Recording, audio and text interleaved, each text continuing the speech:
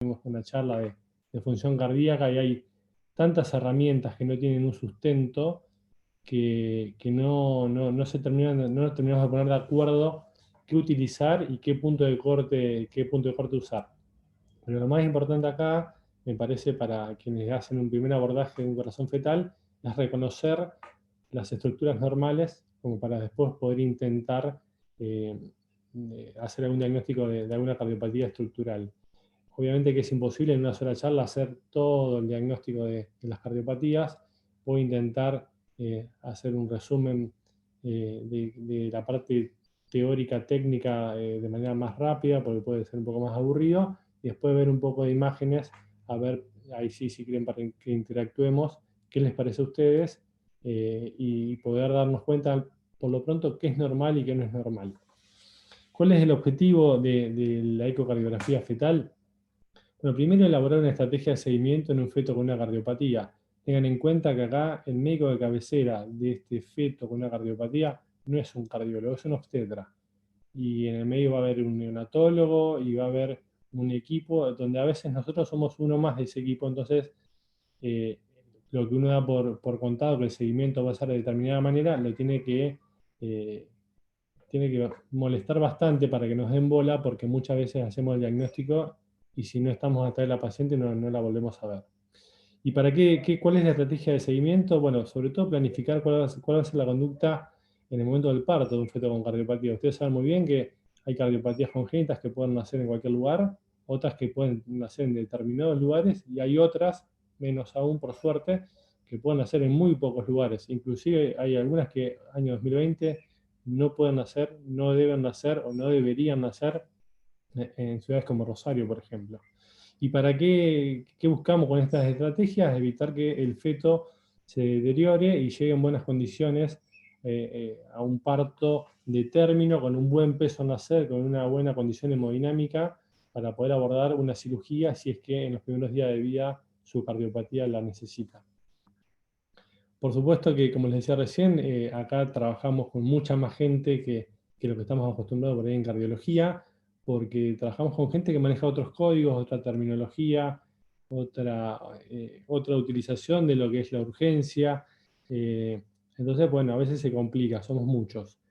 Por supuesto que el obstetra es el 10 del equipo, es el que maneja la paciente, que tampoco es el paciente que nosotros vemos. Nosotros vemos un feto, pero el obstetra atiende a la madre. Se genera toda una relación bastante compleja de abordar porque estamos hablando de un paciente, pero tenemos que tratar muchas veces con fármacos a la madre y ver qué tipo de respuesta tiene, y la cosa se complica bastante. También trabajamos con neonatólogos porque, sobre todo en los últimos años también, en los centros de alta complejidad, los equipos de medicina fetal están conformados por neonatólogos, que son quienes van a recibir ese feto y quieren, con toda la razón, estar al tanto de qué patología y qué va a necesitar ese feto cuando nazca y vaya a la neo para poder darle el soporte hemodinámico necesario. Trabajamos mucho con ecografistas obstétricos generales, y ya acá dentro de ecografistas obstétricos también los meto a ustedes, porque cada vez más frecuente de ver que nos lleguen pacientes porque algún ecocardiografista hizo un pantallazo o hizo un ecocardio y algo le llamó la atención o hizo un diagnóstico. Entonces ya también la comunicación, hace poco con Mariana estuvimos hablando de una paciente con una sospecha de una coartación. Ya la ecografía y el auge que está teniendo en estos últimos años el ecocardio fetal hace que los ecocardiografistas generales y los ecografistas obstétricos cada vez sepan más y detecten o sospechen más cardiopatías. Y como muchas de ellas se asocian a síndromes genéticos, también tenemos mucho vínculo con los genetistas. Muchas veces el diagnóstico de una cardiopatía es de mucho peso para un genetista poder definirse clínicamente en tal o cual síndrome, y a veces a la inversa, ya tienen a través de una punción un diagnóstico genético, bueno, y como la mayoría de los síndromes genéticos se asocian con cardiopatías estructurales, vienen a nosotros a ver si la tienen y cuál de ellas es la que el feto tiene. Bueno, también trabajamos con cardiólogos pediátricos. Bueno, en mi caso hago las dos cosas, pero cada vez nos vamos dedicando más a la parte fetal y tenemos que hablar con los cardiólogos pediátricos, si están en la misma institución y si no de otros lugares, para hacer el seguimiento posparto y los tratamientos, y en eso involucramos, por supuesto, el cirujano cardiovascular, y es muy importante que tanto el obstetra como el neonatólogo sepan con qué cirujano cardiovascular cuentan, y con esto quiero decir no que sepan cómo se llama, sino que sepan sus habilidades, sus resultados y qué tipo de cirugías puede realizar. Como decía al principio, no todos los cirujanos operan todas las cardiopatías, y como pasa en todos lados, la mano es muy importante y no todos tienen los mismos resultados. Entonces es muy importante saber las limitaciones del lugar donde uno trabaja o del lugar donde uno tiene que derivar. La epidemiología es muy importante porque malformaciones congénitas hay un montón, muchísimas, y cada vez con la ecografía y con la genética se diagnostican la enorme mayoría antes del parto, sobre todo en las ciudades grandes, en los centros de alta complejidad, pero por lejos, las malformaciones congénitas más frecuentes son las cardiopatías. Son mucho más frecuentes que los trastornos de línea media, que los síndromes genéticos. Cuando digo mucho más frecuentes, 4 o 5 veces más frecuentes que lo que intentan diagnosticar a través de punciones y de ecografías morfológicas.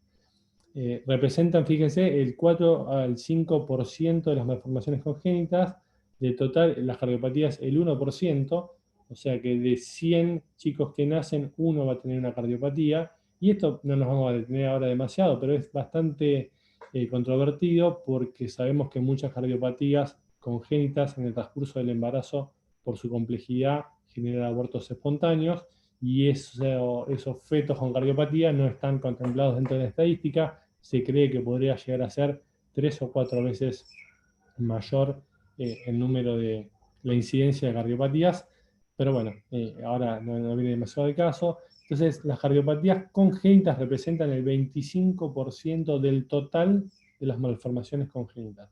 Es mucho. Y entonces, ¿a quién le vamos a hacer un ecocardio fetal y cuándo vamos a hacer un ecocardio fetal? Recién en una de las preguntas yo les hacía mención en indicaciones maternas, pero vamos a empezar por cuándo vamos a hacer un ecocardio fetal. Y esto también, hoy voy a traer varias cosas que son controvertidas, por no decir viejas. ¿Cuándo hacer? Si ustedes les llegan algo del tema, se van a encontrar que lo mejor para hacer un ecocardiograma fetal es entre la semana 18 a la 24, la semana 24 sin duda es la mejor ventana, por el tamaño del feto, por el peso que suele tener, y por la poca osificación que tiene y la poca sombra acústica que todavía puede llegar a hacernos con estructuras óseas. Entonces, sin lugar a dudas, es el mejor momento. ¿Pero por qué digo que esto es viejo? Porque la demanda y el avance de los diagnósticos, esto hizo que se moviera demasiado. Hoy una paciente embarazada que tiene un síndrome, un diagnóstico de un síndrome cual fuese, a la semana 11, 12, no puede esperar hasta la semana 24 que le digamos si tiene una cardiopatía estructural. Independientemente de lo que cada uno piense, las interrupciones voluntarias del embarazo, legales o ilegales, se realizan, y muchas veces la decisión de que tenga una cardiopatía compleja hace que una familia tome una decisión. Entonces nos encontramos haciendo ecocardiogramas fetales en la semana 13-14, precoces, muy precoces, para hacer un primer abordaje y descartar por lo pronto las cardiopatías más complejas, como pueden ser hipoplasia de algún ventrículo, transposición de grandes vasos, tronco arterioso, que son todas cardiopatías que tienen una complejidad muy grande, con cirugías muy complejas, y muchas de ellas, como la hipoplasia del corazón izquierdo, con una mortalidad para nada despreciable. Y también nos vamos a encontrar con situaciones hemodinámicas o situaciones metabólicas que se pueden dar sobre el final del embarazo, y encontrarnos que tenemos que hacer un ecocardiograma fetal en la semana 30, 32, 34, porque, por ejemplo, la paciente se hizo una ecografía obstétrica morfológica en la semana 24 en un pueblo de la provincia de Santa Fe, le vieron alguna malformación extracardíaca y no les quedó claro el corazón, hasta que nos llega a nosotros. Muchas veces, ni hablar en el ámbito público, esa paciente está con un embarazo muy avanzado, y no significa que no lo vamos a hacer, seguramente no vamos a tener la mejor ventana, pero lo que les quiero es dejar en claro que a partir de la semana 13-14, en cualquier momento del embarazo se puede hacer un ecocardiograma fetal, por supuesto, conociendo las limitaciones. En la semana 13-14 lo vamos a tener que repetir más adelante para descartar cardiopatías leves, y en las últimas semanas del embarazo puede llegar a haber, por el tamaño del feto y por la dosificación, una ventana subóptima o que nos permita o nos dificulte bastante la visualización, pero igualmente lo hacemos. ¿Y a quién hacer un ecocardiograma fetal? Más adelante creo que tengo una diapositiva, pero no sé si saben que el 90% o más del 90% de los fetos, o sea, de los niños que nacen con una cardiopatía congénita, la madre o la familia o ellos mismos no tenían ningún factor de riesgo. Es decir, que si solo le vamos a hacer un ecocardiograma fetal a las mujeres embarazadas que tengan algunos de los factores predisponentes que vamos a ver a continuación, solo vamos a diagnosticar menos del 10% de las cardiopatías. La enorme mayoría de las madres que tienen un feto con cardiopatía no tienen antecedentes y el diagnóstico se va a hacer solo si lo vamos a buscar. De lo contrario, si solo vamos a hacerle a estas pacientes, vamos a diagnosticar 1 de cada 10. ¿Y cuáles son los factores o los criterios clásicos para realizar un ecocardiograma fetal? Bueno, antecedentes en la familia, antecedentes maternos y fetales. Dentro de los familiares, si ya tienen un hijo previo o los padres tienen una cardiopatía congénita, por supuesto que el obstetra de entrada sabe que se lo va a tener que hacer. Y cuando hablamos de la familia, hablo de hermanos y padres. Si tenemos un sobrino político, no es un factor predisponente. Dijimos que partimos de que el 1% de los niños tienen cardiopatía. Bueno, si tiene un hermano mayor con una cardiopatía congénita, ese riesgo en vez de ser del 1% pasa a ser del 3 al 5%, lo mismo que si el padre del feto en cuestión tiene una cardiopatía congénita corregida, y si la que tiene la cardiopatía congénita es la mamá, el riesgo pasa a ser del 5 al 10%, bastante considerablemente superior a la media de la población general. Si en la familia hay síndrome de Noonan o síndrome de Marfan, por la alta asociación con cardiopatía, también es una indicación de ecocardiograma fetal. La esclerosis tuberosa, que son tumores a nivel del sistema nervioso central, tiene mucha asociación cercana al 90% con tumores intracardíacos, con rhabdomiomas. Por lo tanto, si tiene diagnóstico fetal de una esclerosis tuberosa, debería hacerse si tiene un hermano con una esclerosis tuberosa, debería hacerse el feto ahora un ecocardiograma fetal para descartar tumores. Y por supuesto la presencia en la familia de miocardiopatía hipertrófica, la que ustedes ya conocen de memoria, también nos hace ir a estudiar ese feto para que no sea un portador precoz del fenotipo de la hipertrofia del septo interventricular. Con respecto a los antecedentes maternos, esto es mucho más vasto, mucho más amplio, no los voy a marear. Teratógenos, por supuesto que los fármacos hay un montón, los más estudiados es el alcohol y también el tratamiento psicotrópico, que se asocian con aumento de la incidencia de cardiopatías. Y me voy a detener un segundito en el tema endocrino. Le preguntaba hoy en el cuestionario del inicio cuáles eran las situaciones por las que había que pedir un ecocardiograma fetal. Y con respecto a la diabetes, bueno, voy a decir primero lo clásico y después lo controvertido. La diabetes pregestacional, es decir, la mujer diabética que se embaraza, no importa si es diabetes tipo 1 o diabetes tipo 2. A veces eso genera confusión, que las insulinizadas tienen mayor riesgo de las no insulinizadas. Entonces, si la diabetes es pregestacional, hay mayor incidencia del 3 al 5% de cardiopatías estructurales. CIB, coartación son los más frecuentes, también se puede asociar a transposición, doble salida de los grandes vasos y tronco arterioso.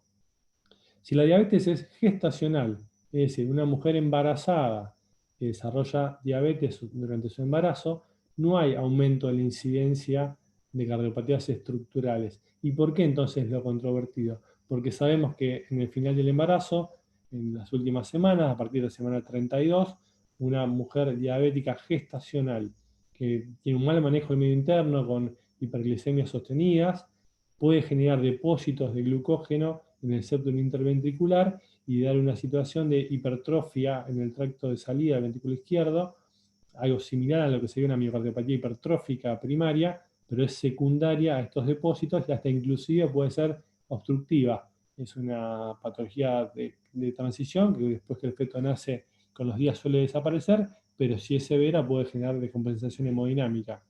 Entonces, los criterios clásicos sería que si ustedes están en presencia de una paciente que tiene diabetes pregestacional, debería hacerse el ecocardiograma fetal en la semana 20-24, como dijimos. Pero si la paciente tiene diabetes gestacional, a esa paciente no tiene demasiado sentido hacérselo en la semana 20, porque esta entidad de la hipertrofia del ventrículo izquierdo no se va a dar hasta las últimas semanas. Entonces, si yo quiero ir a buscar si hay depósitos en el glucógeno, en realidad lo que vamos a ver por el eco es la hipertrofia del tabique, debería pedírselo a partir de la semana 32.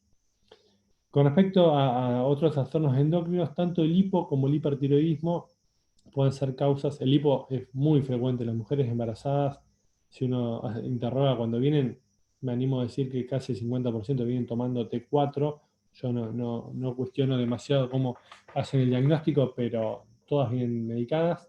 Y muchos fetos se pueden acompañar de polidramnios, hidrops, que sería la asociación también de derrame pericárdico, derrame pleural y ascitis. Y hemos visto, ya menos veces, pero nos ha tocado ver pacientes que hacen miocardiopatía hipertrófica y cuando por hipotiroidismo materno, y cuando se le estudia, ustedes saben que el screening del recién nacido contempla hormonas tiroides, cuando se hace el diagnóstico en el feto, se le pone hormona tiroidea y la miocardiopatía hipertrófica desaparece. Y las enfermedades del colágeno, que son muy frecuentes en mujeres jóvenes, sí son un criterio muy importante. Sin lugar a dudas, el lupus es la entidad más estudiada. Lo importante es la presencia de anticuerpos, tanto de anticuerpos anti-RO y en menor medida anticuerpos anti-LA, pero también otras enfermedades autoinmunes pueden generar daño cardíaco. Y el principal daño que pueden generar es bloqueo AB completo, o en realidad bloqueo AB.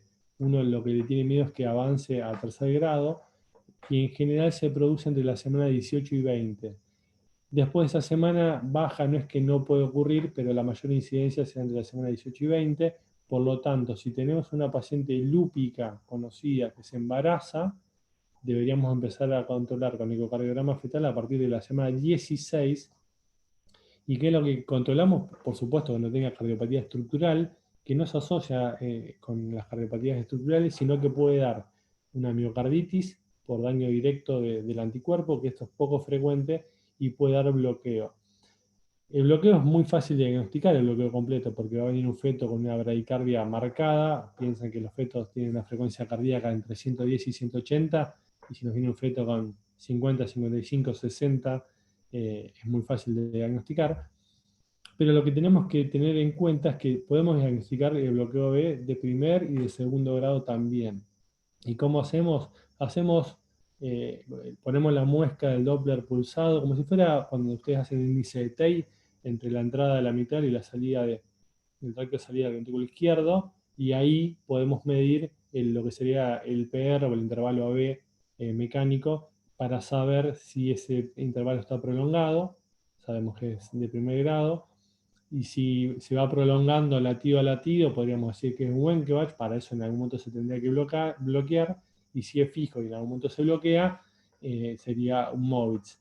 En general, cuando se produce bloqueo tipo Movitz, suele ser 2-1, no está muy demostrado por qué, no tenemos 3-2, 4-3, sino generalmente es 2-1.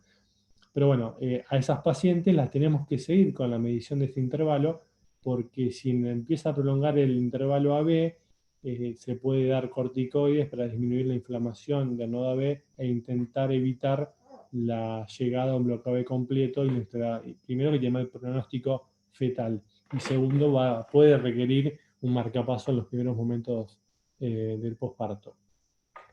Y con respecto a enfermedades infecciosas, sabemos que la rubiola, por suerte, es poco frecuente, pero se asocia a cardiopatías estructurales, como se ve, estenosis pulmonar y la persistencia del ductus, sobre todo, en una incidencia alta. Y después los virus bastante estudiados, como para el Coxsackie, Cytomegalo y Toxoplasma, suelen dar o pueden dar eventuales miocarditis. Antecedentes fetales para realizar un ecocardio fetal. Fíjense, esto está, ahí puse una publicación, esto está recontra estudiado ya de hace 35 años. Sabemos que las alteraciones neurológicas tienen una incidencia entre el 5 y el 15% de asociación con cardiopatía estructural. Las renales aún mayor, si tiene problema renal unilateral cerca del 15 al 20%, y si es bilateral, ni hablar, es casi la mitad. Los problemas abdominales, atresia de duodeno, de esófago, tienen casi el 20%. Malformaciones anorrectales también cerca del 20%. Hernias diafragmáticas también, todo cercano al 20%. Las MAC, conocidas como MAC, que son las adenomatosis quísticas, son problemas pulmonares, tienen asociación también con cardiopatía. Y los problemas de la pared anterior, la gastroquisis tiene muy poca incidencia, pero el ónfalocele también cercano al 20%. Y lo que estamos viendo en los últimos años en los medios privados es que, por motivos que ustedes también ya conocen, las mujeres se embarazan a edades más tardías, empezamos a ver embarazos después de los 40 de manera frecuente o cercanos a los 40. Por los mismos motivos aumentó la incidencia de los tratamientos de fertilidad, y es la sumatoria de estas dos cosas hacen que veamos pacientes con muchas malformaciones cardíacas y extracardíacas. Entonces nos llegan muchas veces ya con el diagnóstico de, por ejemplo, un ónfalocele, y sabemos que la incidencia va a ser alta, y no solo lo sabemos nosotros, sino es importante que lo sepa el obstetra para poder derivarla y que no se lleve la sorpresa cuando nace de que tiene otra malformación. Igualmente, lo digo a la inversa, a mí me importa mucho cuando hacemos el diagnóstico de una cardiopatía estructural compleja, si todavía no tiene hecha la ecografía morfológica, porque a veces lo vemos primero nosotros, saber si no tiene alguna de todas estas cosas. Ustedes saben muy bien que no es lo mismo operar un paciente que tiene solo una cardiopatía a que tenga aparte de una cardiopatía, por ejemplo, una microcefalia. El pronóstico no es lo mismo, y a veces, dependiendo del grado de cardiopatía que tenga, puede hasta contraindicar la asociación de malformaciones, la cirugía posterior, y solo se hacen cuidados paliativos. Bueno, indicaciones de ecografía obstétrica, es decir, el ecografista obstétrico le hace su ecografía morfológica y por alguna de estas causas, que son bastante frecuentes, sugiere el ecocardiograma fetal. Una muy común de todos los días es el desbalance de cavidades. Generalmente lo que refieren es a predominio del ventrículo derecho. Solamente decirles que a partir del tercer trimestre, por la diferencia de flujos que hay entre los dos ventrículos, el ventrículo derecho maneja más flujo y suele ser más grande que el ventrículo izquierdo, tanto la arteria pulmonar más grande que la aorta. La relación normal podría ser hasta un 20-25% superior. Ya por encima de esa relación uno debería pensar en un desbalance, pero acuérdense, tercer trimestre, ¿sí? A partir de ese momento empiezan a marcarse cada vez más el predominio de las cavidades derechas, y en eso incluye la arteria pulmonar. También puede ser que el ecografista obstétrico no vea una cavidad, o sea, ausencia de una cavidad o de una válvula, que le llame la atención el tamaño, cardiomegalia, una mala posición del corazón, la presencia de derrame pericárdico.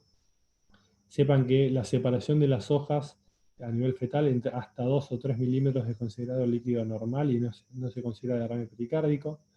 Es muy común las extrasístoles fetales, por lo tanto el ritmo irregular hallado tanto por el ecografista obstétrico o por el obstetra en el consultorio con el aparatito que tiene para escuchar los latidos, es una indicación también muy común. Ya menos frecuente la presencia de un foramen oval restrictivo o de una hipertrofia miocárdica, y también, por ahí polémico o cuestionable, la presencia de un foco ecogénico a nivel cardíaco o pericárdico. Hoy por hoy yo considero que no es una indicación, pero también es cierto que la mano de todos los ecografistas obstétricos no es la misma, y nos ha pasado de que un foco ecogénico nadie le dio bola, y cuando nació era un tumor cardíaco. Entonces, bueno, ahí por ahí saber con quiénes uno trabaja, y es preferible por ahí ver lo de más que de menos, pero si es confiable el ecografista obstétrico, el foco ecogénico no debería ser una indicación. Por último, en indicaciones, para no aburrirlos más, otras causas podrían ser muerte perinatal en la familia de causa desconocida, que haya tenido una arritmia fetal en un embarazo previo, anomalías cromosómicas ya diagnosticadas, la presencia de hidrox fetal, retardo de crecimiento intrauterino, oligo o polidramnios, embarazos múltiples, la sospecha de cardiopatía, como les decía, en un examen obstétrico de rutina, y la edad materna mayor de 40 años. Por todas estas causas serían los criterios por los cuales un obstetra debería derivar a la paciente. Con todas estas causas, como les dije al principio, el 90% de los fetos con cardiopatías congénitas se presentan en el embarazo sin factores de riesgo. La sumatoria de todo, con todo lo que los aburrí recién, no representa ni siquiera el 10%. Por lo tanto, si el ecografista obstétrico no piensa en una cardiopatía o el obstetra no empieza a estudiar a las pacientes a ver si tienen una cardiopatía, seguirán naciendo, como sigue pasando hasta el día de hoy, más chicos sin diagnóstico prenatal que con diagnóstico prenatal. Bueno, ¿y cuáles son las limitaciones para el estudio? La edad gestacional inadecuada, lo puse con interrogación por lo que decía al principio. Ya edad inadecuada podríamos considerar que no sería el término. Por ahí inadecuado es que una mujer lúpica se embarace y se lo opina en la semana 35 sin haber evaluado antes si había bloqueo o no. Pero en cualquier momento del embarazo, a partir de la semana 13-14, se puede hacer, por lo tanto la edad gestacional dejaría de ser una limitación. Sí lo es el oligoamnio, sin duda. El polidramnio es más tolerado, tiene mejor ventana, el oligoamnio es bastante molesto. Cuanto menos líquido hay, la verdad que a veces se ve muy poco. Y la obesidad materna también es una limitación enorme de pacientes muy obesas, con fetos de 18 semanas, la verdad, a veces no vemos nada. Otra limitación importante es el dorso anterior, es decir, el feto con la columna hacia adelante, donde todas las vértebras nos dan una sombra acústica sobre el corazón, pero es una limitación relativa porque el feto se mueve, la podemos hacer caminar, comer algo y hacerlo cambiar de posición y eventualmente citarla otro día para poder verlo bien, por lo tanto es una limitación relativa y no contraindica el poder hacer un estudio de buena calidad. Bueno, ¿qué cortes tenemos que hacer? Esto se publicó hace muchos años, la ISUOC, es una revista de ecografía obstétrica, pero se vio en este envión que hay por el ecocardio fetal dentro de los ecografistas generales también, para que aprendan a reconocer estructuras cardíacas, y lo hizo bastante sencillo. Primero hizo cortes transversales desde mi abdomen superior hasta el cuello, y con esos cortes, bueno, yo no pongo una flechita, a ver si no me aparece, pero la imagen de los ecos que hay, la de abajo de todo, a la derecha, eso es un corte de mi abdomen superior y es para establecer el situs. Yo no sé si ustedes haciendo ecocardio adulto siempre chequean que el situs sea solitus. Bueno, haciendo cardiopatía congénita hay que hacerlo de rutina, no hay que dar por hecho que lo que tenemos a la izquierda es izquierdo y por ende la derecha a la derecha.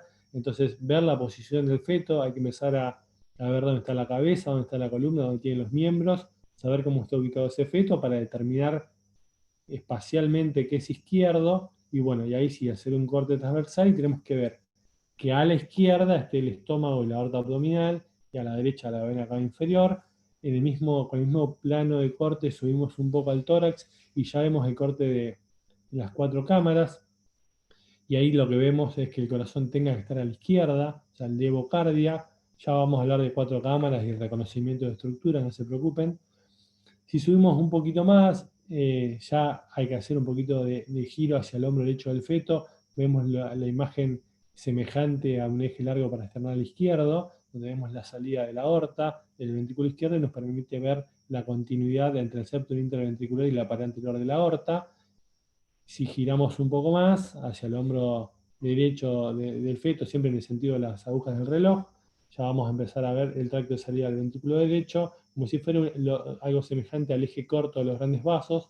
Ahí tenemos la imagen en espejo por la posición del feto, pero fíjense que tenemos ventrículo derecho, la aorta en el medio y la pulmonar con sus 2 ramas emergiendo del ventrículo derecho.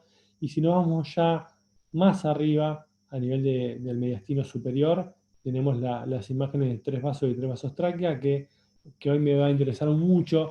No sé si todos están familiarizados con ellos porque aportan muchísima información y en el día a día cada vez le sacamos más jugo, y también sirve mucho para saber cuando un feto está normal.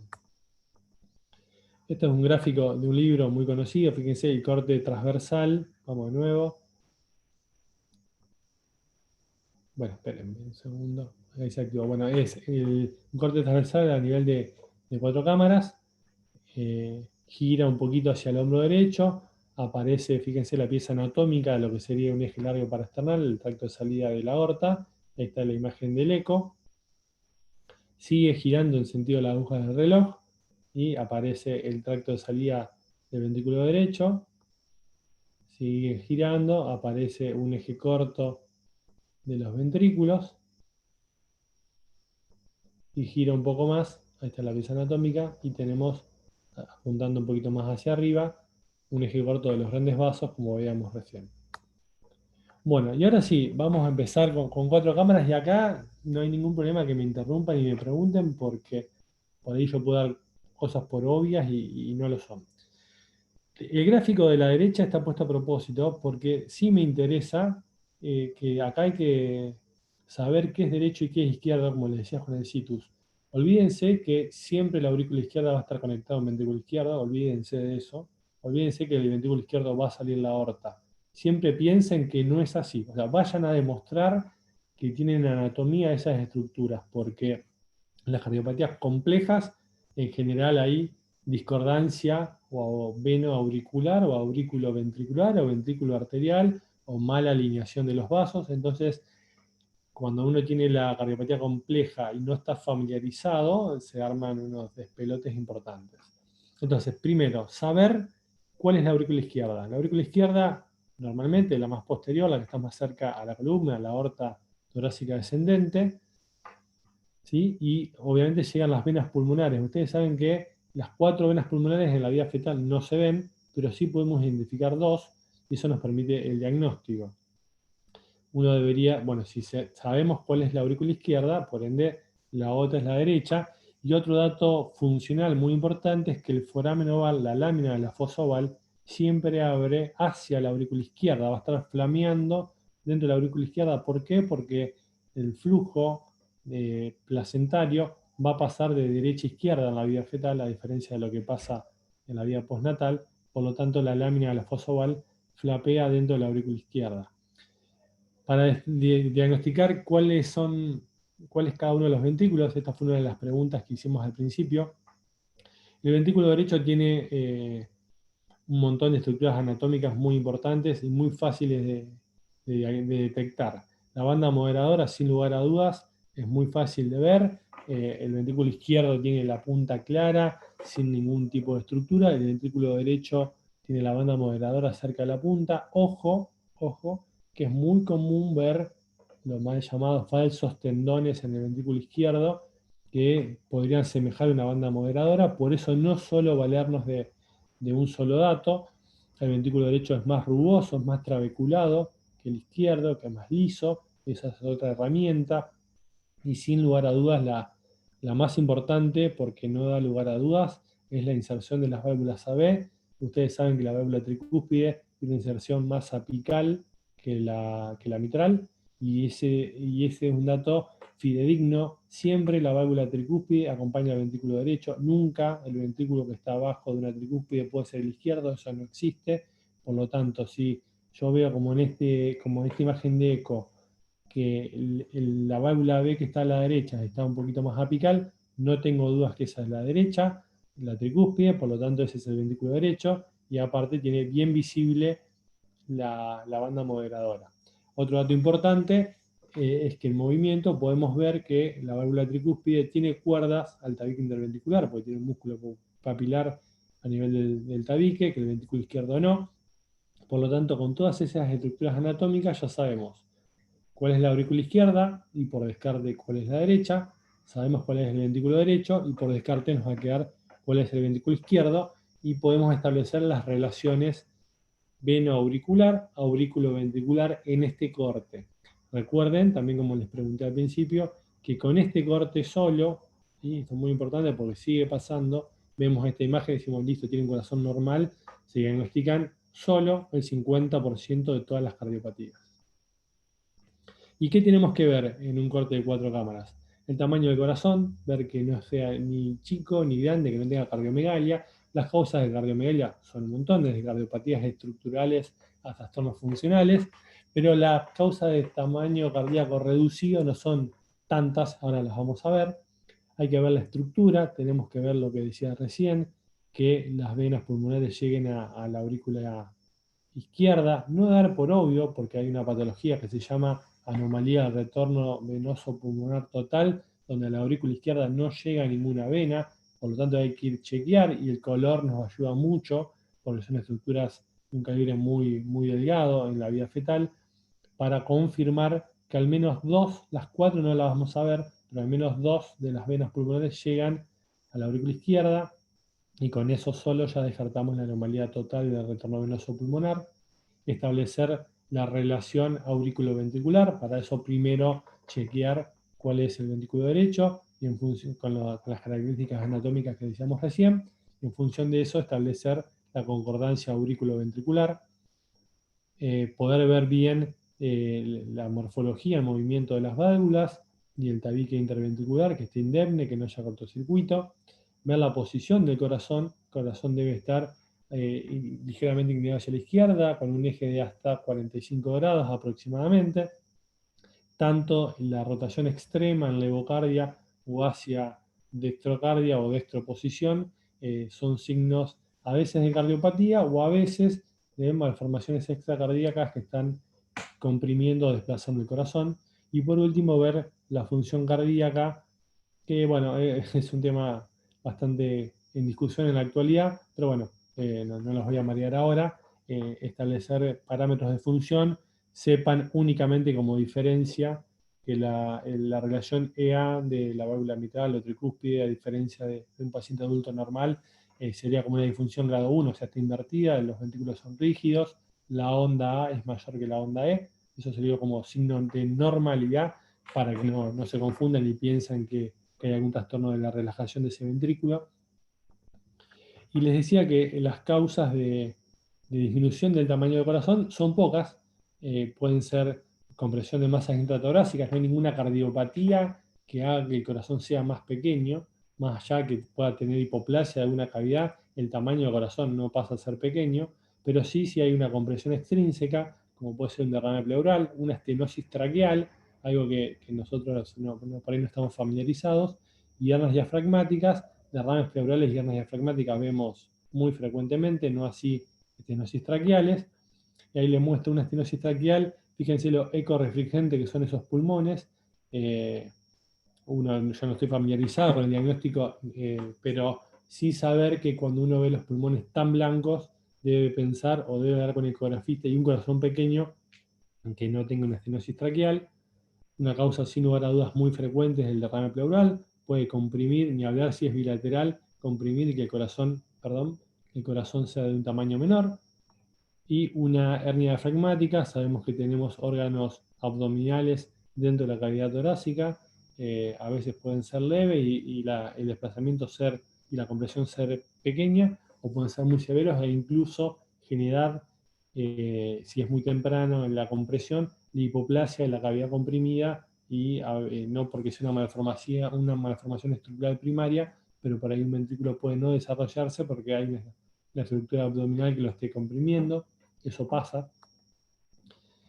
Y ahora quiero pasar para lo que para mí, y esto es una opinión personal, pero por eso voy a hacer mucho hincapié, es la vedette o lo más importante del ecocardio fetal para quienes no hacen esto todos los días, porque ustedes como ecocardiografistas de adulto, el corte de 4 cámaras lo van a poder reconocer bien, pero no sé si están tan familiarizados con 3 vasos y 3 vasos tráquea. Me gustaría preguntarles primero si quedó alguna duda de 4 cámaras, y segundo, si alguno hace o hizo o eventualmente hace cardiofetal, y bueno, podés contestar, si ya saben o hacen o le dan bola a los 3 vasos y 3 vasos tráquea. Si alguno se anima. Vos, Mariana, dale, que vos haces. Sí, sí. Sí, yo hago y sí, obvio que le doy bola a tres vasos tráquea. Es lo que más nos cuesta a nosotros y bueno, lo que más me lleva tiempo, y el callado órtico también. Es lo primero lo último que veo y trato de. Bueno, en algunos pacientes se ve bárbaro, en otros pacientes, depende de la posición del feto, es un poco más complicado y bueno, le tengo que poner más onda. Pero bueno, sí, bueno, es fundamental en el ecocardio fetal, porque si no, como vos decías, el 50% estás comiendo patologías que podés diagnosticar. Bueno, esto sería el corte hermoso en una paciente con una buena posición y lo voy a vincular con la pregunta que hicimos al principio de la posición normal de los vasos. Esto es un 3 vasos normal. Lo que tenemos superior en realidad es izquierdo. Yo lamento que no me deje usar la flechita, por lo mismo que no me dejaba cancelar al principio, pero bueno. El vaso que tienen arriba está a la izquierda, después tenemos un vaso en el medio y uno más pequeño abajo, que eso es la derecha, ¿sí? Estoy queriendo... Ahí está. ¿Ahí lo ven con la flechita? ¿Sí? Esto es izquierdo, esto es derecho, acá está la columna, acá está el esternón. Entonces tenemos, esto es anterior, posterior, izquierdo y derecho. Lo normal es que la arteria pulmonar sea el vaso más anterior y más izquierdo, la aorta esté en el medio, quiero decir que esté en el medio en cuanto a su posición de izquierda a derecha y de anterior a posterior. No es el vaso ni más izquierdo ni más derecho, y no es el vaso ni más anterior ni más posterior. Y la vena cava superior está a la derecha y posterior. Y otra cosa que también se da con la misma relación es el tamaño. La pulmonar suele ser un poquito más grande que la aorta y la aorta un poco más grande que la vena cava superior. Entonces, de izquierda a derecha, de anterior a posterior, de mayor a menor, la relación siempre es pulmonar, aorta, cava superior. Esta estructura que ven acá es la tráquea, ¿sí? Que es muy importante, pero no confundirla con una estructura vascular.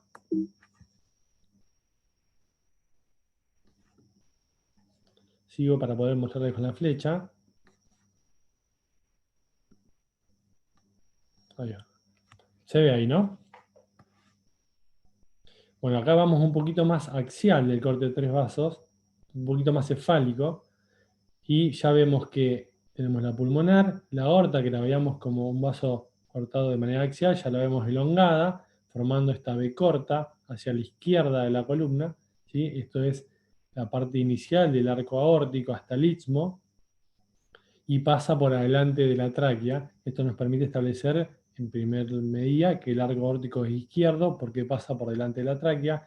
El arco aórtico derecho pasa a la derecha de la tráquea, ¿sí? Y no se formaría la V corta que se forma con la normal posición y relación de la aorta y la pulmonar. Y la vena cava superior siempre a la derecha. Entonces, con un corte de 3 vasos y 3 vasos tráquea, ¿qué nos interesa ver? Tenemos que ver 4 cosas. El tamaño de los vasos, como les decía recién. Cómo están alineados. Número de vasos, que se llame 3 vasos no significa que siempre va a haber 3 vasos. Y cómo están dispuestos estos vasos. Yo les hice unos gráficos por ahí para que se pueda ir entendiendo también, ¿sí? Que esto es lo normal, de mayor a menor en tamaño, de izquierda a derecha, de anterior a posterior. ¿Sí? Esto es lo normal que veíamos en una foto de un eco. ¿Alguien se anima a decirme qué estructura es esta?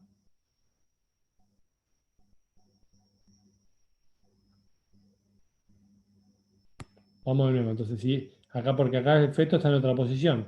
Este vaso que está anterior, tengo un vaso anterior izquierdo, que se continúa con el ductus, tengo la aorta y la cava superior y acá la tráquea. ¿Sí? Entonces pulmonar, aorta, cava, esternón, columna.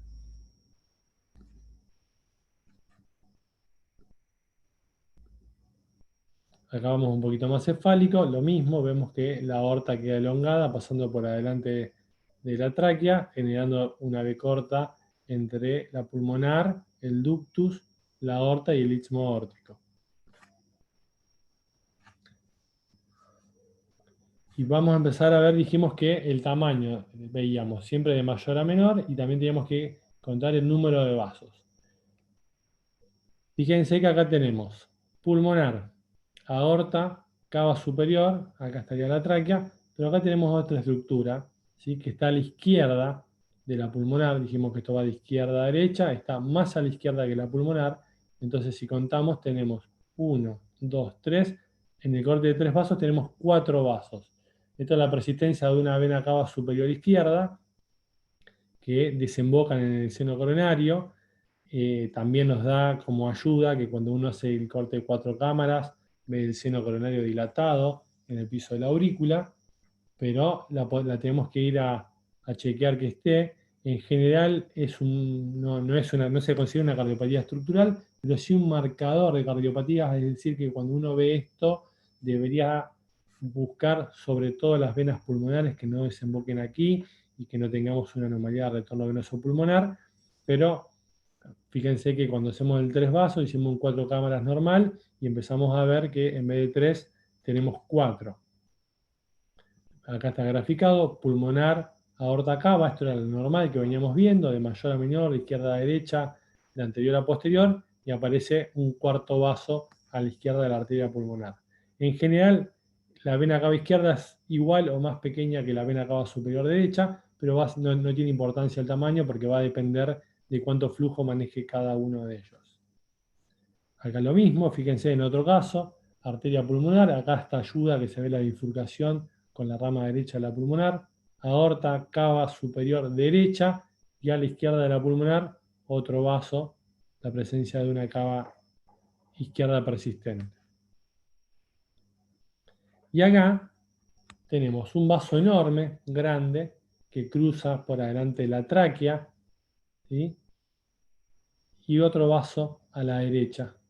Acá en vez de tener 4, no tenemos ni siquiera 3. ¿Sí? Tenemos un vaso y 2 vasos. Acá tenemos ausencia o de la aorta o de la pulmonar. Entonces, si tenemos esta imagen, ¿en qué pueden llegar a pensar? ¿Qué se les ocurre pensar que en vez de tener 3 vasos podamos tener 2? ¿A alguien se le ocurre una cardiopatía estructural? Una transposición de grandes vasos. Podría ser, ¿sí? Podríamos tener, por ejemplo, si tenemos una atresia aórtica, valvular aórtica, la aorta puede ser muy pequeña y no verla y que estemos viendo solo la pulmonar y la cava, pero fíjense que acá, si esto es la cava superior, el vaso está muy pegado, o sea, esto impresiona ser la aorta y lo que me falta es la pulmonar. Podría ser una atresia pulmonar y que no la esté viendo porque sea muy pequeña, y puede ser también lo que se conoce como tronco arterioso. El tronco arterioso es un solo vaso que emerge desde el corazón y da las 3 circulaciones, la aorta, la pulmonar y la coronaria.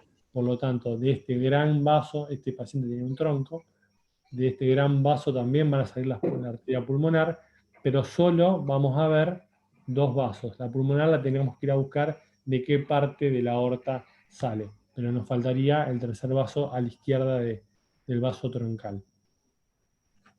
Este es el caso del tronco, les decía, vemos un vaso único grande porque maneja toda la circulación y la vena cava superior a la derecha. Con respecto a alteraciones de tamaño, suelen ser las alteraciones más frecuentes que vemos. Dijimos que en el tercer trimestre hasta un 20-25% la pulmonar puede ser mayor que la aorta, pero fíjense con lo que nos encontramos. Esto es de izquierda a derecha, de anterior a posterior, de mayor a menor. Una pulmonar grande y una aorta considerablemente menor. Acá no están las medidas, pero me animo a decir que es más del doble. Y que la aorta tenía que ser mayor que la cava superior. Acá la aorta impresiona ser un tamaño similar a la vena cava superior. Es decir, que tenemos la pulmonar grande y la aorta chica. Cuando vemos esto, tenemos que pensar en una patología obstructiva izquierda. En general, el problema suele ser coartación, lo más frecuente, pero podría ser también una estenosis aórtica, una hipoplasia corazón izquierdo. El problema está en que la aorta está manejando menos flujo y el desarrollo de los vasos es flujo dependiente, por lo tanto el tamaño es menor y el flujo que no está pasando por la aorta va a pasar por cavidades derechas a través del foramen oval y la arteria pulmonar va a compensar y se va a dilatar. Acá es el mismo paciente, ya nos vamos a un corte de 3 vasos tráquea. Acá ven que está el caliper de medidas porque cuando vemos esto, les decía, siempre tenemos que descartar la coartación de aorta, que no es siempre tan sencillo, o mejor dicho, suele ser bastante complejo, y el índice de mayor sensibilidad para descartar una coartación o confirmarla es la relación entre el ductus arterioso sobre el istmo aórtico, o el istmo aórtico sobre el ductus arterioso, una relación menor a 0,72 tiene una sensibilidad muy alta para coartación de aorta. Fíjense lo mismo, tenemos un vaso que se bifurca, que es la pulmonar, enorme, la aorta más pequeña, la cava superior de su tamaño normal, similar al de la aorta. Lo mismo, tenemos una franca asimetría, predominio de la arteria pulmonar. Tenemos que pensar que el problema está en algún momento del trayecto de la aorta. Después vamos a ver algún caso con un video. Fíjense lo mismo, suele ser la arteria pulmonar por incidencia la que está más frecuentemente dilatada, aorta siempre del tamaño de la cava. Un parámetro para decir, más allá que hay tablas para saber los valores normales, es muy importante saber que debe ser más grande que la cava superior y menos de 20-25% de la relación con la pulmonar. Y fíjense acá, tenemos de izquierda a derecha, un vaso que se bifurca, pequeño, otro enorme, que encima está al mismo nivel, no está uno anterior al otro, y la cava. Acá tenemos, más allá de qué cardiopatía sea, podemos decir que hay algo que dificulta el flujo por la pulmonar, que está estenótica o atrética, ¿sí? La pulmonar es bien pequeña y la aorta es muy superior en su calibre que la pulmonar, o sea que tenemos una simetría de tamaño, de calibre, a predominio de la aorta sobre la pulmonar, francamente patológico, ¿sí? Y la cava superior a la derecha normalmente. Y alteraciones en la posición. A ver, ¿quién se anima acá? Yo les digo, esto es la cava superior. O sea que esto es derecho. Tenemos un vaso que se bifurca en el medio y el otro vaso, el tercer vaso. Entonces yo voy de izquierda a derecha. Tengo un vaso anterior, un vaso en el medio que se bifurca. Este puedo decir que es la pulmonar. Entonces si esta es la pulmonar, esta es la aorta. Tengo la aorta anterior e izquierda. La pulmonar posterior y a la derecha de la aorta y la cava superior a la derecha normal. Ustedes conocen una patología que está mal llamada transposición corregida a los grandes vasos. No es una transposición operada, sino que es una doble inversión. Hay una discordancia aurículo-ventricular y una discordancia ventrículo-arterial. En esos casos, la aorta sale en L y anterior, por suerte es poco frecuente, y también es fácil de diagnosticar en el corte de 4 cámaras, pero el 3 vasos de esa patología sería que no solo la aorta está a la izquierda, sino también que está anteriorizada respecto a su relación con la pulmonar. La misma patología del mismo paciente, se ve un poco mejor la bifurcación de la pulmonar, tenemos un vaso pequeño anterior izquierdo, la pulmonar y la cava superior a la derecha. Y por último, las alteraciones de la alineación, dijimos que, y esto puede dar lugar a confusiones, porque yo acá veo un vaso a la izquierda, que es la pulmonar, que se bifurca, un vaso en el medio, y otro vaso que es la cava superior, o sea, están de izquierda a derecha, el tamaño está más o menos conservado, este un poquito más grande que este mayor que este, pero sin embargo, la pulmonar no está más anterior que la aorta. Fíjense que la aorta está igual, o me animaría a decir, más anteriorizada respecto a la pulmonar. Es decir, que la aorta acá no está, como en el caso anterior a la izquierda, está a la derecha y anterior. ¿Y qué puede ser esto? Esto puede ser una transposición de grandes vasos. La transposición de grandes vasos no es la transposición corregida. La transposición de grandes vasos, la aorta sale de la pulmonar y suele salir por lejos más frecuentemente en posición derecha y está anteriorizada para salir del ventrículo derecho. Entonces, en una transposición de grandes vasos puedo ver dos vasos, como dijo hoy Mariana, o puedo ver este corte, que es bien típico y patognomónico, porque voy a tener los 3 vasos y la aorta anteriorizada, ¿sí? Y manteniendo su posición a la derecha respecto a la pulmonar. Acá vemos algo parecido. Fíjense que tengo la pulmonar, la aorta prácticamente al mismo nivel, ¿sí? Y la vena cava superior a la derecha. ¿Sí? La aorta mantiene su posición derecha respecto a la pulmonar, pero está anteriorizada. Esta acá, cuando está al mismo nivel, como pareciese ser en este caso, el diagnóstico es muy sutil, pero el diagnóstico diferencial es entre transposición de grandes vasos y doble salida de ventrículo derecho, una de sus variantes que con Pipa justo estuvimos discutiendo la semana pasada por un caso que tuvo él. Pero bueno, en el corte de 3 vasos podemos ver esta diferencia de alineación, ¿sí? Alteraciones de alineación de los dos grandes vasos. Y esto último es un hallazgo que cada vez encontramos más, no porque sea más frecuente, sino creo que porque lo aprendimos a diagnosticar. Esto es la pulmonar bastante dilatada, tengo un vaso en el medio y la cava superior.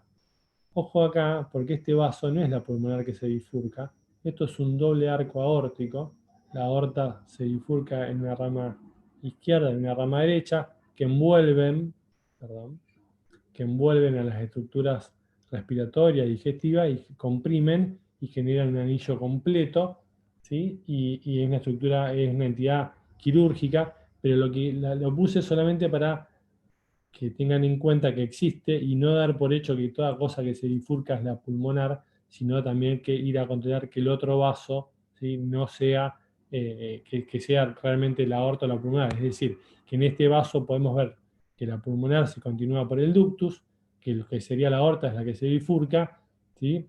Y tenemos la vena cava superior a la derecha. Esta patología, como les decía, de hecho van a empezar a ver cada vez más publicaciones porque se empezó a diagnosticar. No es de todos los días, pero ya vemos de vez en cuando alguna presentación. Como les decía hace un rato, con la vista de 4 cámaras sola, diagnosticamos entre un 40 y un 50%. Si le agregamos los tractos de salida, girando siempre en sentido horario, podemos subir un poco al 55, al 75, pero sin lugar a duda que la clave está si le sumamos el corte de 3 vasos y 3 vasos tráquea, donde con estos cortes ya el diagnóstico está cercano al 90%, y me animo a decir que estos cortes en manos experimentadas, lo único que eventualmente y a veces podría llegar a no diagnosticarse, podría ser alguna coartación de aorta leve. Todo lo demás, de manera directa o indirecta, podemos sospecharlo y diagnosticarlo.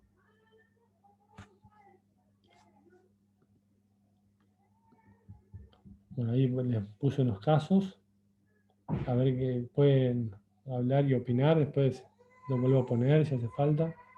¿Qué les parece?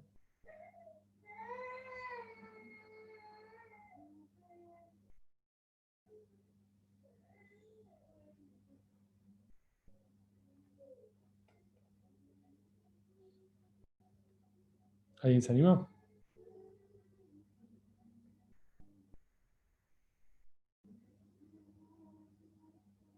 Bueno, voy de nuevo, les voy contando. Corte de 4 cámaras, que no dice demasiado, un poquito de simetría, predominio derecho. Vemos la salida de la pulmonar, una pulmonar grande y una aorta francamente disminuida de tamaño. La relación está alterada, la aorta es mucho más chica que la pulmonar, se ve perfecto.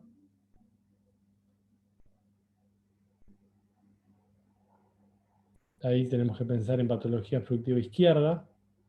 Acuérdense que la más frecuente es la coartación.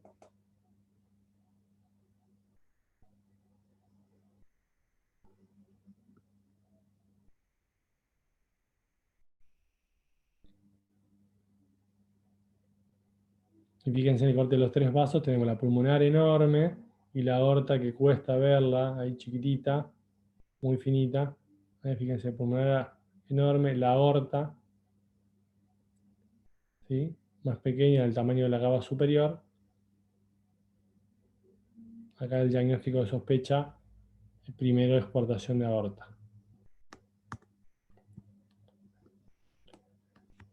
Acá tenemos otro feto que tiene, fíjense, no está enlentecido el video, es original.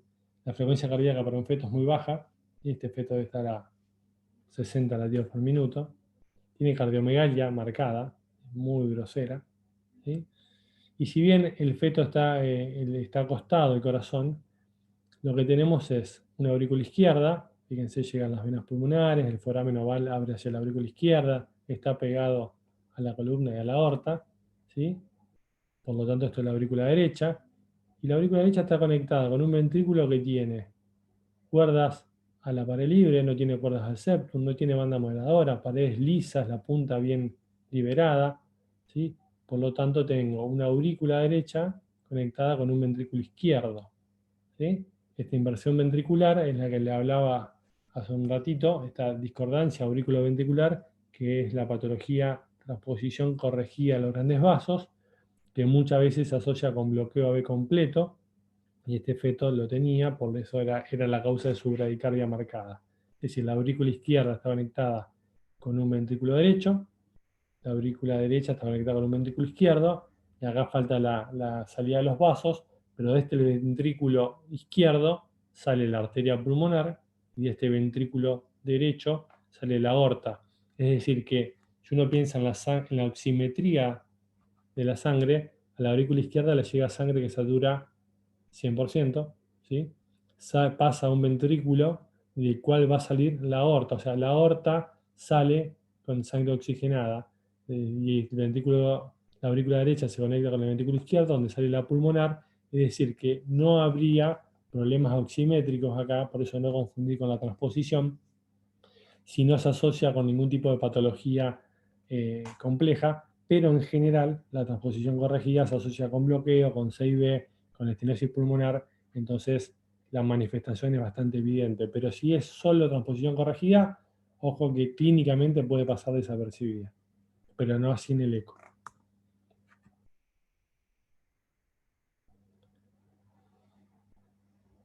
Bueno, acá hay una patología que seguramente ustedes conocen, esto es una enfermedad de Epstein. Vemos que la válvula tricúspide, si bien es más apical, es groseramente más apical, el cierre está allí, ¿sí? Más apical que la mitral. Y bueno, no es, ahí fíjense, el escalón del septo 1B es marcado. En general se acompañan de Wolf, entonces suelen tener arritmias y ser mal toleradas en la vida fetal. La severidad va a estar dada por la cantidad de ventrículo funcional remanente que nos quede, para ver si va a ser un corazón biventricular o univentricular, pero también es una patología bastante sencilla de diagnosticar. Y ahora les voy a mostrar, permiso, salgo de acá, otros casos más.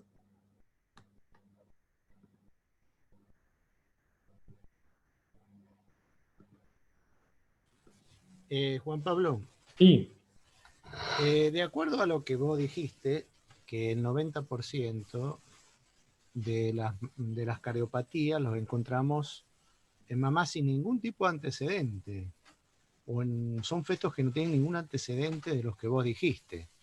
sí. Entonces está ese viejo axioma que diría, bueno, entonces embarazo es igual a ecocardiograma fetal. Entonces, ¿dónde está la clave de esto? En mejorar el diagnóstico de los ecografistas generales, ¿verdad? Porque no se le puede hacer un ecocardio a todas las embarazadas. Es una opinión mía, no sé vos qué opinás.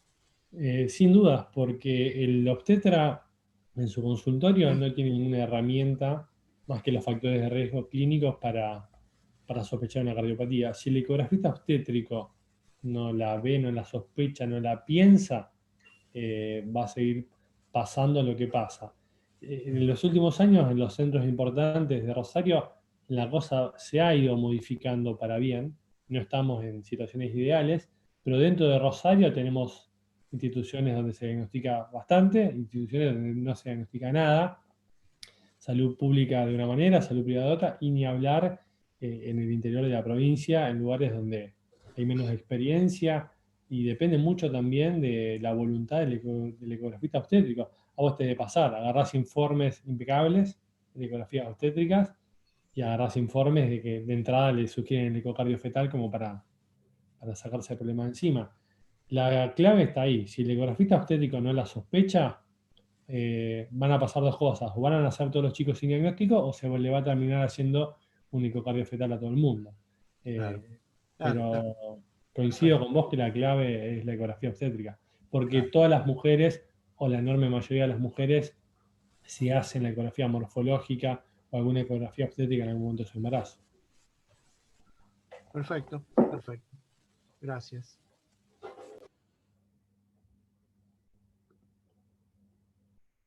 Bueno, esto es un corte de 4 cámaras normal. Sería bueno que...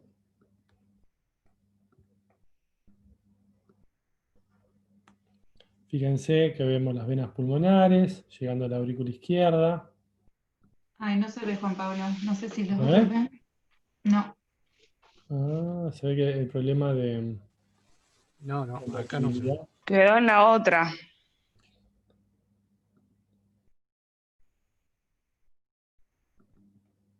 A ver, ¿este tampoco? no, ¿No no. se ve el video ahora? Quedó No, ¿Vio no, la no. presentación? la presentación. No, bueno, es lo que les decía, que el hecho de que hay videos por el sistema operativo de los ecógrafos que tuve que bajar un programita para reproducir y no me lo acepta el programa de diapositivas de la compu. No, esto entonces no lo. A ver, pruebo por las dudas.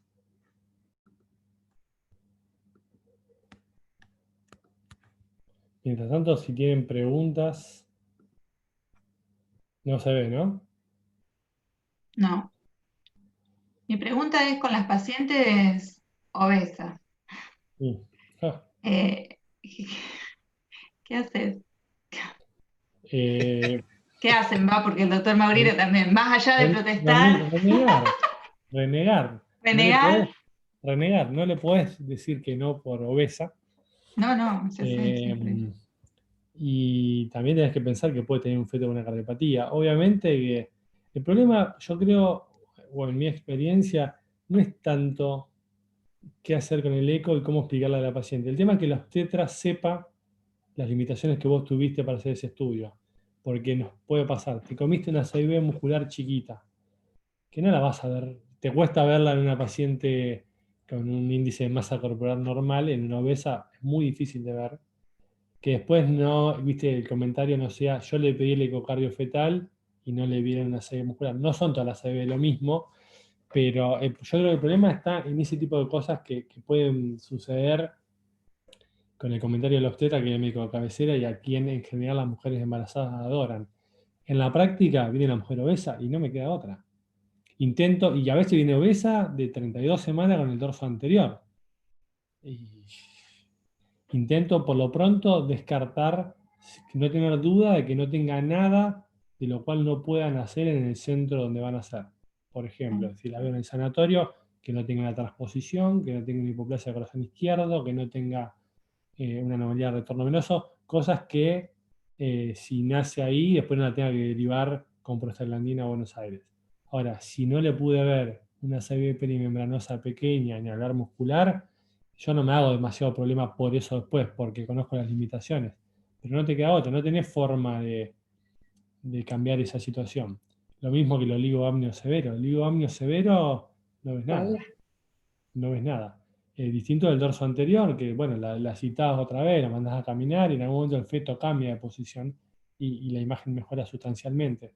Pero no tenés opción más que arremangarte, transpirar y darle, e intentar sacar las mejores imágenes posibles, ponerla de un costado, ponerla del otro, cuando son muy obesas, que se levanten el pliegue de adiposidad, pero obviamente que la calidad de imagen va a ser muy inferior. Y Y también siempre, supongo que lo mejor es también un buen diálogo por ahí con el obstetra, si tenés la posibilidad como para, Sí, sí, sí, claro, el en tema estos es, casos, ¿no? De complicación o de oligoamnio. los oligoamnios, yo por ahí es como que tenés que buscar que no haya alteración de la función, tenés que ver que no tenga una cardiopatía que está asociada, Generando. por qué puede haber un oligoamnio, puede ser hasta de causa infecciosa, entonces que no tenga algo. Con la obesidad es un tema, porque es donde no ves nada, y aparte de un tema medio sensible, tampoco le puedo decir no te veo nada por... eh, sí, es incómodo, pero bueno, tampoco es que no ves el corazón. Por eso hay cosas que podés descartar. Una transposición la podés descartar. Una hipoplasia de corazón izquierdo la podés descartar. Podés no ver un montón de cosas, sí, es cierto. Pero lo importante es que la paciente se vaya al consultorio sabiendo que por su contextura el estudio está muy lejos de lo que deseamos. Para evitarte problemas después futuros si tiene algo, porque si después no tiene nada no te vas a enterar. siempre, yo recomiendo siempre un estudio postnatal inmediato a esos pacientes. Eso es así. para evitar problemas, chicos, simplemente para eso. Creo que Claro, sería... sí, pero si esa paciente te nació en el italiano y tiene una transposición, te van a venir a No, buscar. bueno, no, eso seguro. Por eso, Eso esas cosas, seguro, tener seguro. claro tener No, claro que la paciente no, sepa que hay cosas que no se pueden ver. Decir, nosotros por ahí le explicamos más a esas que a las que le vemos todo, porque es como dice por ahí el Pipa, decirle, mirá, hay ciertas cosas que no se pueden ver por tu sobrepeso, tales cosas no las tiene, el feto está bien, pero hay un montón de cosas que la vamos a evaluar cuando nazca, Claro. sabiendo que no tenemos la sensibilidad de un estudio deseado.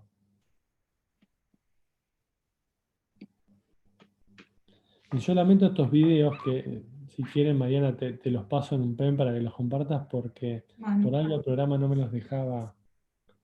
Tengo un problema de compatibilidad. El equipo graba en Windows y mi computadora no usa Windows. Entonces no, evidentemente no me los deja. Mientras ustedes, yo estoy reproduciendo todos los videos de mi computadora y ustedes no ven nada, ¿no? no. A ver si pruebo con este otro. Y sacando esta imagen que vemos nosotros, no, porque vos no tenés nada de esto en tu computadora. ¿Ahí tampoco ven nada? Acá vemos el muchas gracias de la última Quedó diapositiva, ahí, o no, sea, no, tu yo PowerPoint. estoy pasando un video de un falot. Bueno, no, no, les pido disculpas, pero estos videos, tengo acá 6 casos clínicos que había preparado, pero no se pueden reproducir. Bueno, lo importante para quienes aborden un feto es, primero, saber lo normal.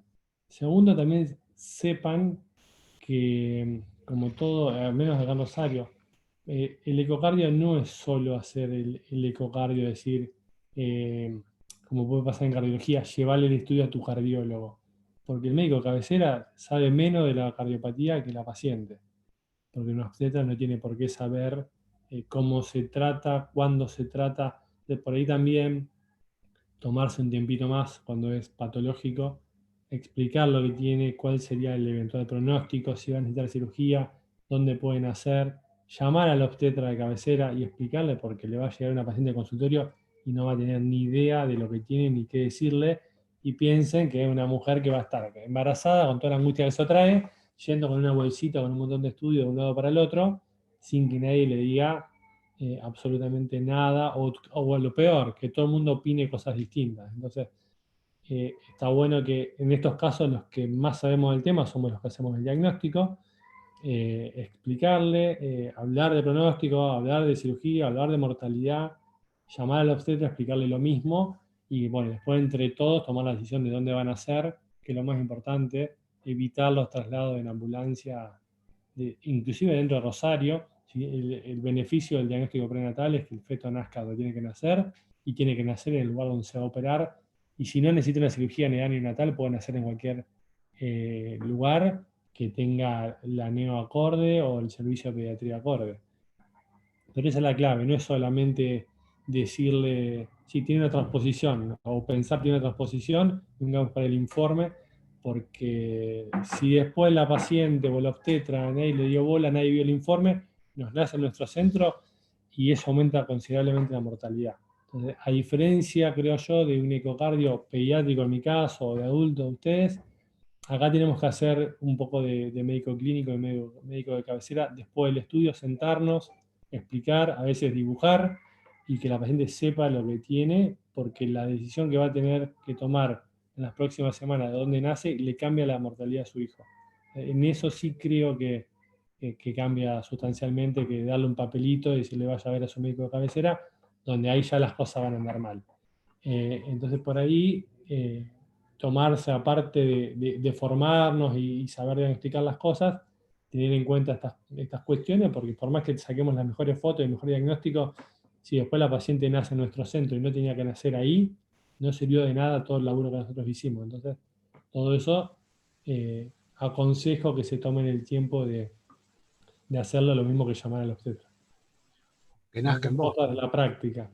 O que nazca en Boston. También sí. No sé si tienen preguntas, dudas. Yo me comprometo, Mariana, a pasarte en un pen las imágenes de estos videos para que vos los compartas con el resto cuando te vea el viernes. Bueno, los pasamos, los podemos subir también. A veces las charlas las subimos a YouTube, así que Sí, yo este podemos. tema de programación no estoy muy, No, yo no muy soy la avanzado. encargada tampoco, evidentemente, de eso, pero sí, pues, probablemente Pero se pueda. las tengo acá, tengo una carpetita con todos los videos, prometo pasártelos. Bueno, y nadie acá, muchos saludos, no sé si estás viendo el chat. A ver, para. Bueno, saludo a todos, a los que conozco y a los que no también. Gracias nuevamente por la invitación. Y, bueno, y cualquier cosa, cualquier duda, pregunta a disposición de todos. Hay cualquier cosa está en mi mail si me quieren preguntar algo. Y si no, bueno, Mariana, vos, Joseba o Pipa, que son por ahí los que más conozco, me hacen de intermediarios, ningún problema. Bueno, muchísimas gracias por darnos la charla y bueno, esperamos las consultas serán, serán propuestas, porque la verdad que hay muchas dudas siempre en la parte fetal. Bueno, yo constantemente al doctor Maurino, a veces le solicito hasta que repita los estudios conmigo, porque bueno, cuando son patológicos es muy complejo, ¿no?